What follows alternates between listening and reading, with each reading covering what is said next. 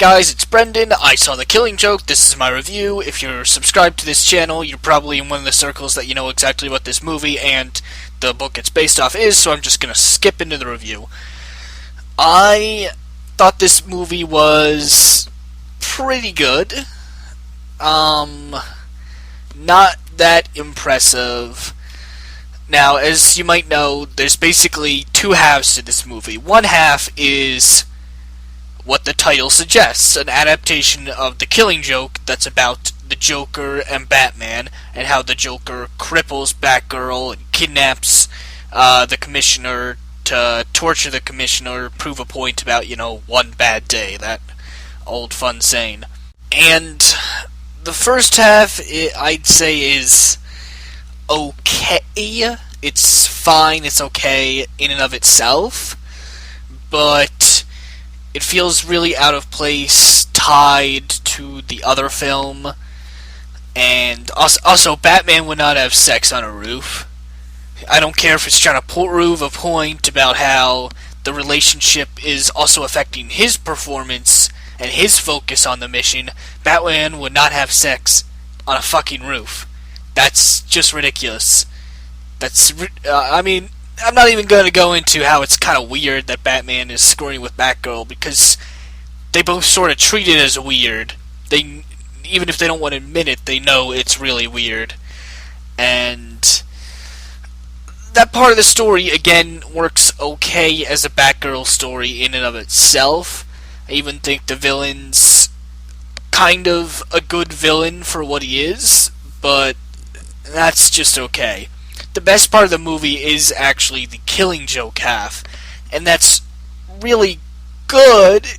It's still not great. It's still nothing spectacular or mind-blowing, and DC Animation has done better than even that second half of that film. I think part of the reason that I might not be that blown away by it is just the fact that it is just taking what was already in The Killing Joke, which was really shocking back then, but as somebody that was born in the late 90s and sort of grown up knowing the Joker as not necessarily this, but as a dark character, a scary character that could do screwed up and really fucked up things. This just isn't that mind-blowing, especially since a lot of the stuff, it's rated R, but a lot of the stuff really isn't that explicit anyway. Not that it would have automatically made it great, I'm just saying the shock value the original book might have had isn't really there for me. In fact, I'd go so far as to say, not comparing quality, but just in terms of being scarier and more disturbing, that Batman Beyond Return of the Joker is a bit... I think, just thinking back to the scenes from that, I think is a bit scarier. But that's just me. I'm sure many people disagree. Now, I gotta say that while I do really like the Killing Joke stuff and the backstory with the Joker, I feel like since they were going to have to expand the runtime anyway, since just as the Killing Joke it's only 40 minutes and DC wouldn't release that instead of giving Batgirl a half, just expand on the Killing Joke stuff people like. Especially since, again, we have seen the Killing Joke influenced so much. We've seen stuff like this before. We've seen hints at true, untrue Joker backstories before. So I think maybe if you expanded more of that, and if you expanded more on the backstory, maybe have it be a bit of a longer backstory, show us more about his wife, that he really loved his wife. Or, I know it's a possibly fabricated backstory, I know that's the point. But still, show us more of that backstory. Show him with his wife. Maybe show a backstory of him as a kid, similar to what we've heard from Batman the Animated Series, that backstory told. Maybe have... I don't know if you want to do a third, but I'm just saying you could do more with the backstory idea, have more backstories, maybe purposely have there be very small inconsistencies between the backstories. Because when he says, if you want to tell a story make it multiple choice. I get why he says that, and it's sort of telling the audience, but if we had actually seen more backstories, and perhaps conflicting backstories and elements within or compared to the other backstories, I think that would have been a bit stronger, being like, yeah, that wasn't just a mistake on the writer's thing, or him telling the story bad, these are literally him making some of this stuff up, at least some of it's made up. I feel like that would have been a bit stronger, and a better use of the time.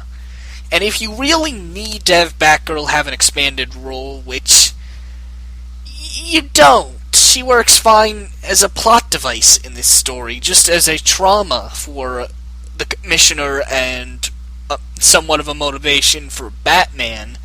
You don't need her to have an expanded role. But if you feel the need to, because of the controversy with the original book, then have it be more integrated into this actual Killing Joke story. Don't make it its own story and tack it on in the beginning. Actually make it part of this story. Maybe have it be that after Joker escapes from Arkham Asylum, she's looking for him. And, I don't know, she's helping Batman look for him. Or maybe she gets shot on the job. Obviously, that's changing things around a bit. But I'm just saying, if you're fine with changing some stuff around, and you want to add more Barbara, there's other ways to do that that would have been integrated better into the story. Despite my initial skepticism from what I saw from the first trailers, I think the animation and character designs are really good in this movie and fit the tone well. Needless to say, Mark Hamill and Kevin Conroy are stellar in their roles, and Tara Strong and Ray Wise are great as well. Overall, The Killing Joke is a pretty good film, but falls far short of its potential and is a middling entry in the DC animated film library. And I gotta say, it's a bit weird this one, of all of them, got the limited theatrical release, since there are ones that are better and feel more cinematic. Well, that's it for my review. If you saw the film, feel free to comment below what you thought of it, like, subscribe for more stuff like this, and feel free to check out my other videos. Thanks.